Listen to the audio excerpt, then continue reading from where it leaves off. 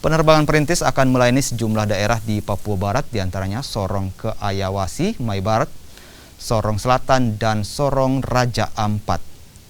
Harga yang ditawarkan juga jauh lebih murah.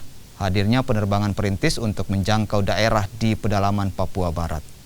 Jenis pesawat yang digunakan yakni tipe BVP dengan kapasitas penumpang 12 orang. Jumlah penumpang nantinya akan disesuaikan dengan daerah tujuan keberangkatan. Itu ada 6 rute gitu. Jadi untuk rute dari tahun yang lalu tidak bertambah, namun frekuensinya yang meningkat.